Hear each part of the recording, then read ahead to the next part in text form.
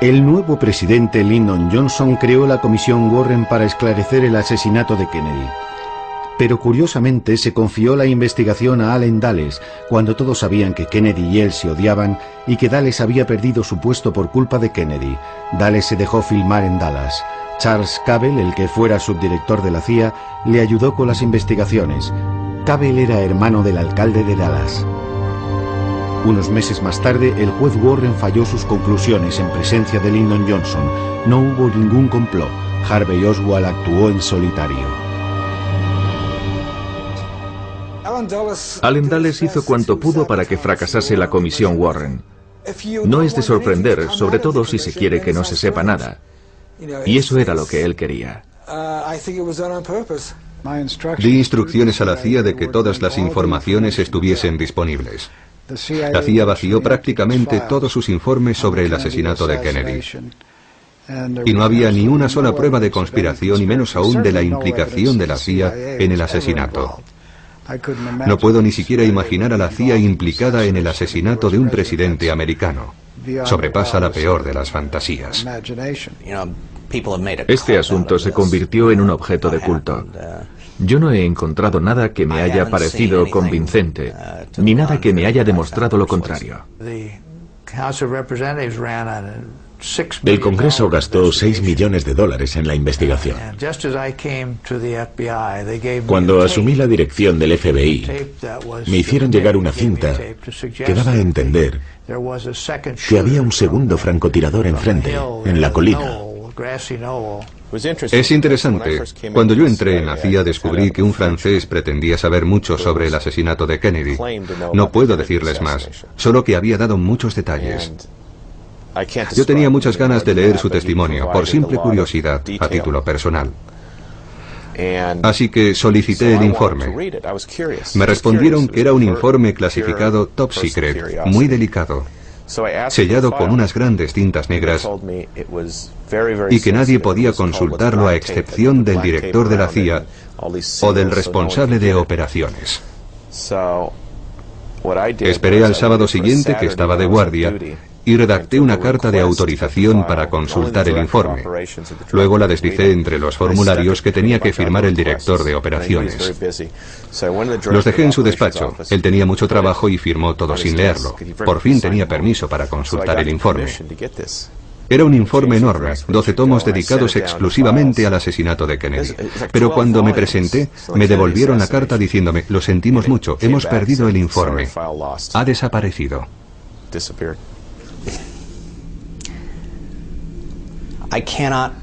He perdido la cuenta de todas las teorías del complot que he visto en los últimos años.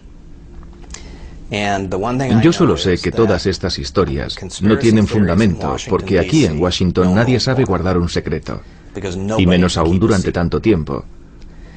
Sobre todo si hay dinero en juego. Si fuese cierto, alguien lo habría vendido ya a algún periódico o a algún periodista.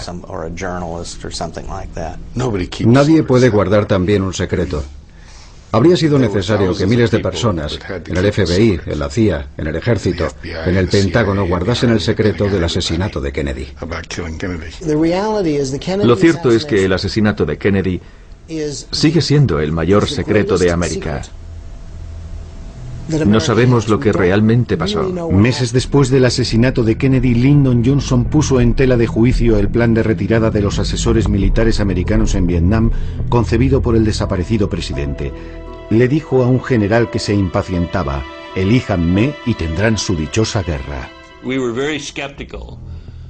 En la guerra de Vietnam, nosotros éramos un tanto escépticos sobre la posibilidad de ganar una guerra de guerrillas contra el norte, mientras este siguiese siendo un santuario. En agosto del 64, la CIA montó un falso ataque norvietnamita contra un buque de guerra americano en el Golfo de Tonkin. Con esta agresión preparada pieza a pieza, Johnson tenía por fin un pretexto para multiplicar por 10 el número de soldados americanos que combatían en el sudeste asiático e iniciar los bombardeos contra Vietnam del Norte. El buque americano Maddox ha sido atacado en alta mar en el Golfo de Tonkin. Se trata de una agresión deliberada. En ningún momento hubo provocación. Probablemente fue un falso ataque, sin duda nunca se produjo. Quienes iban a bordo del barco pudieron equivocarse por completo y creer que estaban siendo atacados. El capitán del barco envió un mensaje diciendo que no había visto nada, que tenía serias dudas sobre los mensajes precedentes y que creía firmemente en la posibilidad de que hubiesen luchado contra una alucinación. El Pentágono y la Presidencia decidieron no tener en cuenta el último mensaje y utilizar el incidente del Golfo de Tonkin como pretexto para entrar en guerra. Fue el detonante de una decisión que iba a cambiar muchas cosas. Este acto indigno no hace sino aumentar la determinación de todos los americanos a comprometerse con el pueblo y con el gobierno sudvietnamita. Se utilizó como pretexto para intensificar la guerra. El incidente sirvió de justificación para otras acciones. Ahora sabemos que era mentira. En su momento se tenían dudas, pero las sospechas no se confirmaron hasta más tarde, cuando se descubrió que no había sido más que un pretexto, una historia inventada.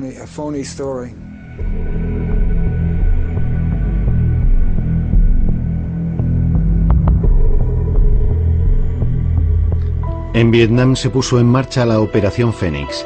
La CIA se encargó de aplicar pura y llanamente un programa de asesinatos de civiles, profesores, médicos, ejecutivos, para paralizar el país. Unos instructores americanos de la CIA formaron a equipos especiales.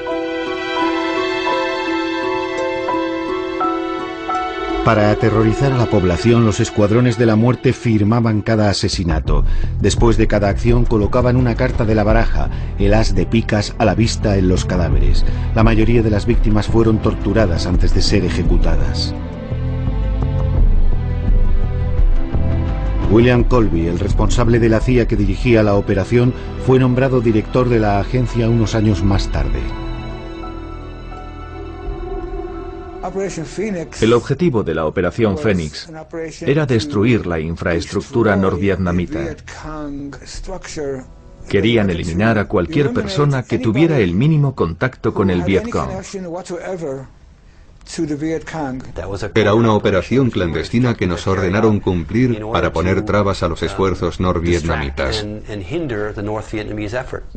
Bill Colby estaba detrás de Fénix, una operación que mató a muchos vietnamitas. Lo cierto es que no me apetece mucho remover este asunto. Bill se encargó de ponerlo a punto, de organizarlo. Era un dispositivo defensivo destinado a proteger nuestras operaciones. Bill Colby me juró que la operación había sido relativamente limpia y un éxito.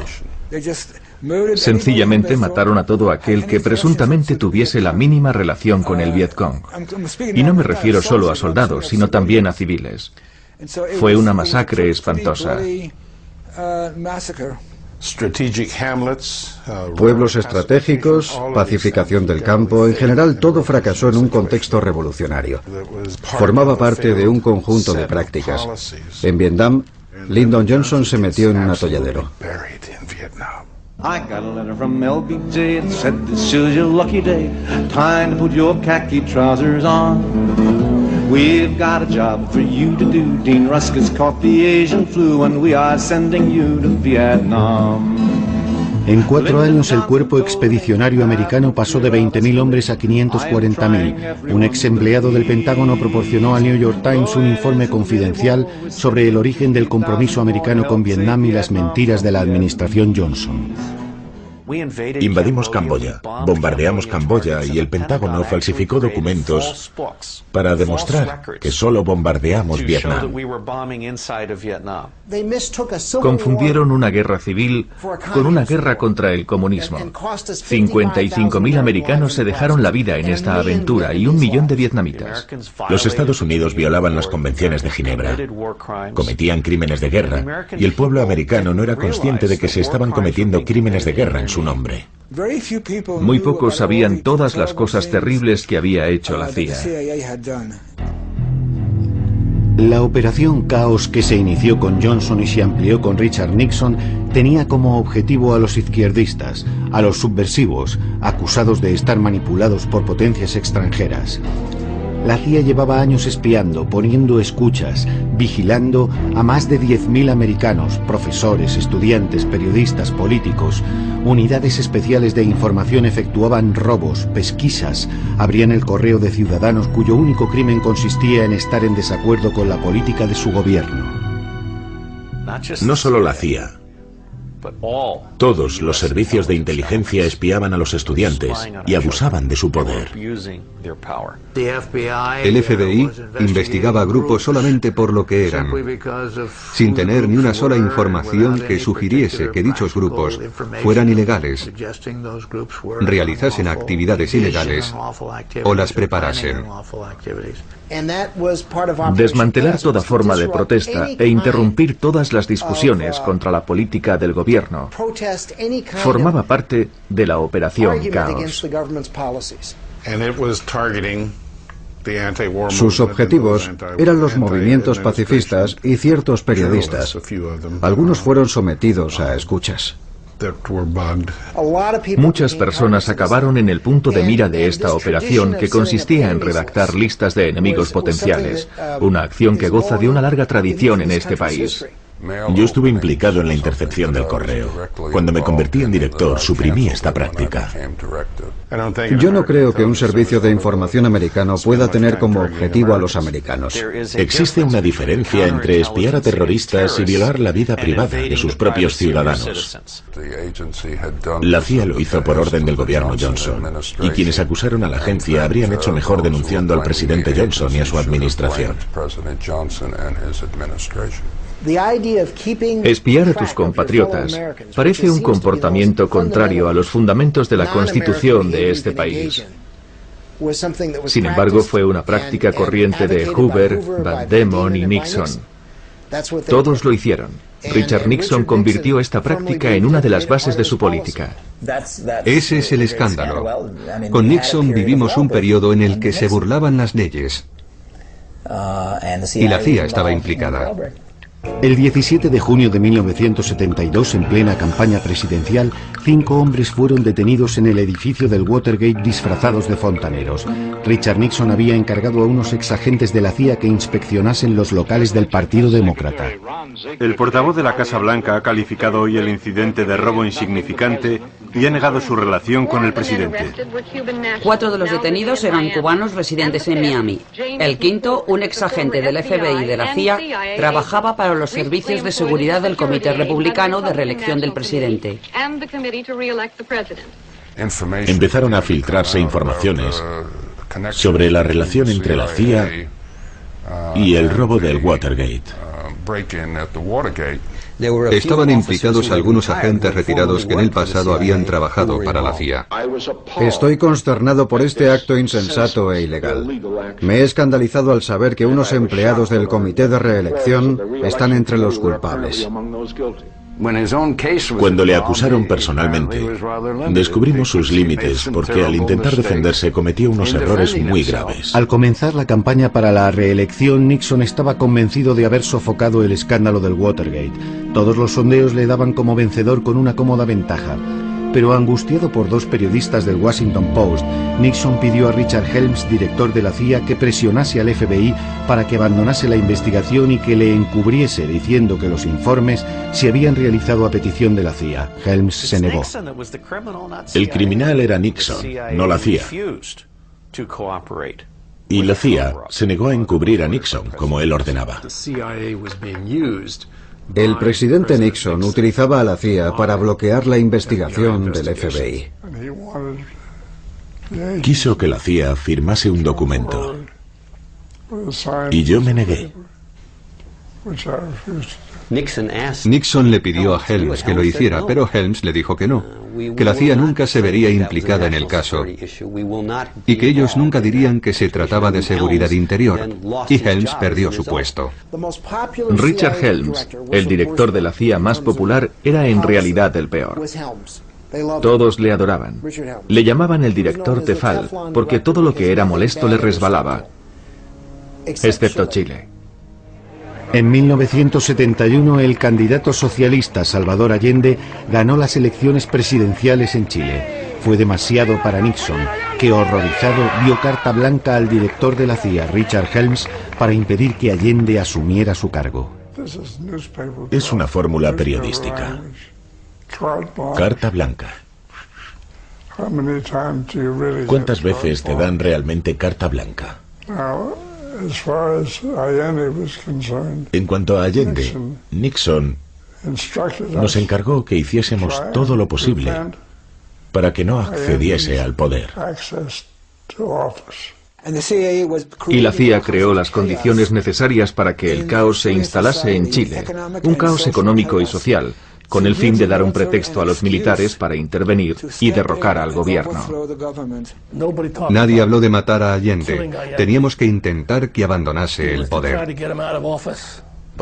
Pero estábamos asociados a personas que deseaban la muerte de Allende. Utilizaron empresas privadas, la CIA, los militares, la embajada. Todo valía. Tenían un equipo entero dedicado exclusivamente al derrocamiento de Allende. No era alguien a quien el gobierno americano apreciase. Henry Kissinger y el director de la CIA, Richard Helms, habían puesto a punto la operación desde Washington. Sabían que cuando Allende se convirtiese en un problema y nos pidiesen que nos ocupásemos de él, haríamos cuanto pudiésemos. E hicimos cuanto pudimos. Entonces Washington decidió ayudar a los militares a derrocar a Salvador Allende para poner al general Pinochet en el poder. El golpe de Estado se produjo el 11 de septiembre de 1973. Salvador Allende fue asesinado o se suicidó, según la CIA, y miles de chilenos fueron torturados y masacrados. La CIA proporcionó las listas de sospechosos a los escuadrones de la muerte de la Junta Militar.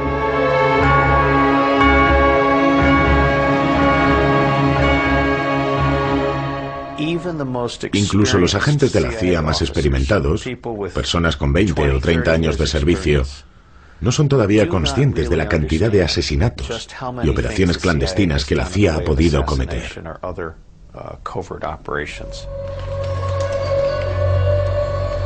La implicación de la CIA en el golpe de Estado en Chile y las revelaciones sobre la complicidad entre la agencia y la Casa Blanca en el Watergate llevaron al Congreso, engañado y humillado por Nixon, que dimitió, a tomar la decisión de acallar a la CIA.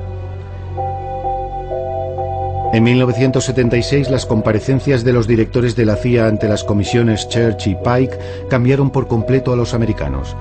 A partir de entonces ya nunca nada sería como antes. Fue un espectáculo inesperado. El apoyo de la CIA al general Pinochet y su participación en el derrocamiento del régimen socialista de Allende, que el informe Church sacaba a la luz, salpicaron al secretario de Estado Henry Kissinger. El gobierno americano no quería desestabilizar ni derrocar, sino mantener... ¿Cómo dice? ¿Cómo? Sino mantener en su puesto a los partidos políticos que cuestionaban las elecciones. Nosotros intervenimos por las próximas elecciones del 76, pero en ningún caso intervenimos en el golpe de Estado de 1973, del que no sabíamos nada. Henry Kissinger no estaba muy contento con las revelaciones de las comisiones Church y Pike, porque recibía muchas críticas por lo que había dicho o hecho.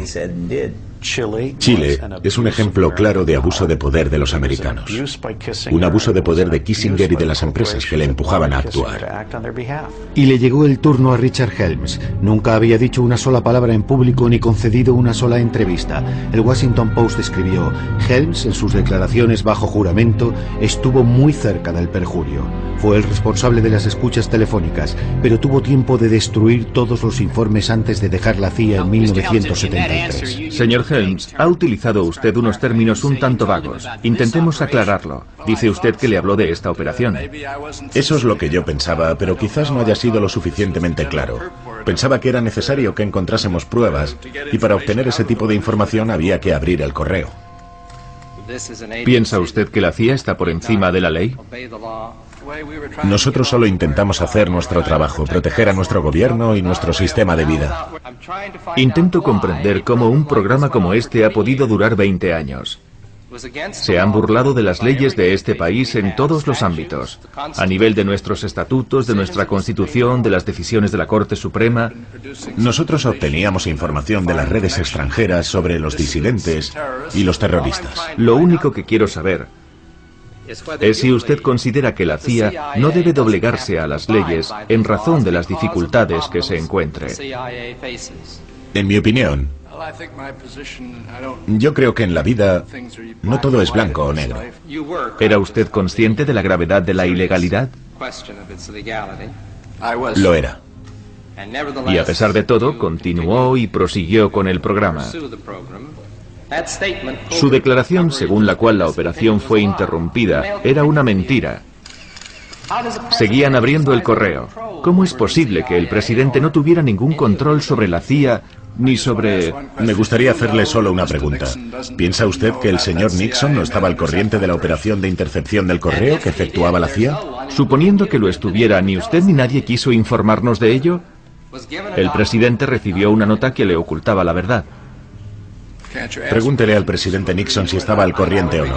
Y después incúlpeme a mí. Si usted fuera el presidente de los Estados Unidos y tuviese como recomendación un informe firmado por el director de la CIA, es decir, usted, ¿se lo creería? Debo admitir, señor presidente, que en efecto esa es la impresión que da. Y lamento mucho si entonces pude cometer algún error.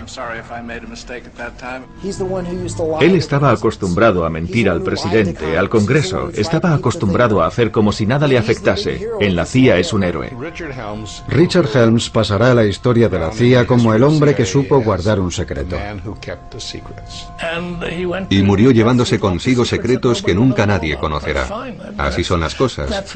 Por eso se llaman servicios secretos. Algunas cosas no pueden ser reveladas. Y Dick consiguió guardar muchos secretos. Era muy fuerte. William Colby, exdirector de la CIA, también testificó ante los senadores. Empezaron preguntándole sobre el golpe de Estado de Chile. La CIA ganaba dinero, acuñaba su propia moneda. ITT, por ejemplo, dio dinero a la CIA para desestabilizar Chile. Solo podíamos utilizar financiación oficial, aunque nos vimos obligados a crear organizaciones paralelas para las operaciones clandestinas. Como el señor McCone formaba parte de la CIA, mi pregunta no es insultante. Ustedes llevaban años practicando este tipo de actividades clandestinas y nunca nadie lo denunció. ¿Estaba usted al corriente de las relaciones existentes entre la CIA y la mafia? Y de ser así, ¿cuándo? ¿Quiénes? Colby se dio cuenta de que Frank Church no lo dejaría y prefirió hablar y explicarse.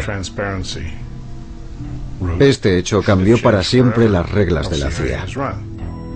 Colby tuvo que responder a las preguntas relativas a los métodos expeditivos de la CIA y a sus intentos, con éxito o no, de asesinato, en concreto a Castro. ¿Esta pistola permite tirar flechas? Sí. ¿Qué alcance tiene? Unos 100 metros, sí. Creo que alrededor de 100 metros. Acorralado por el Senado, Colby aceptó hablar sobre Vietnam y la Operación Fénix. En realidad, la Operación Fénix era un programa de asesinatos. El objetivo era la eliminación de cualquier infraestructura norvietnamita. ¿Hablaban de ello en las reuniones? Según usted, ¿cuántas personas fueron eliminadas? Alrededor de 20.000 personas fueron ejecutadas aquel año. Como sucede con la mayoría de las resoluciones del Congreso o de la Presidencia, con el paso de los años su efecto fue irrisorio, por no decir nulo. Ninguna de las dos comisiones tuvo un impacto real porque nunca tuvieron en cuenta la mentalidad, el carácter y la particularidad de las personas que realizaban este tipo de operaciones. No se puede creer ingenuamente que el Congreso, en su profunda sabiduría, vaya a sentarse en la cúpula del Capitolio, celebrar una sesión y crear unas leyes que cambien los servicios de inteligencia. Si releemos las comparecencias de las comisiones Church y Pike, comprobaremos que todo lo que hizo la CIA lo decidieron los presidentes, incluyendo los intentos de eliminar a Lumumba, la Bahía de Cochinos y otros asuntos. Todo de lo que nos acusaron se decidió y se aprobó al más alto nivel. Cada vez que la CIA hacía algo horrible, La orden venía del presidente. El presidente Gerald Ford dio el tiro de gracia a la CIA al firmar en 1976 una ordenanza presidencial que terminaba con estas palabras: nunca más ningún funcionario de los Estados Unidos podrá cometer o participar en un asesinato político. Ya no podíamos cometer asesinatos ni matar a nadie. Nos obligaron, mejor dicho, nos pidieron que leyésemos y firmásemos una serie de textos. La única razón que llevó a Gerald Ford a firmar esta prohibición es que salíamos de las comisiones Church y de las investigaciones. Las presiones eran tan fuertes que se sintió obligado a hacer algo. Nuestros políticos y el conjunto de los americanos empezaron a creer que se podía legislar sobre la moralidad. Fue justo después de lo de Allende y de todo lo demás.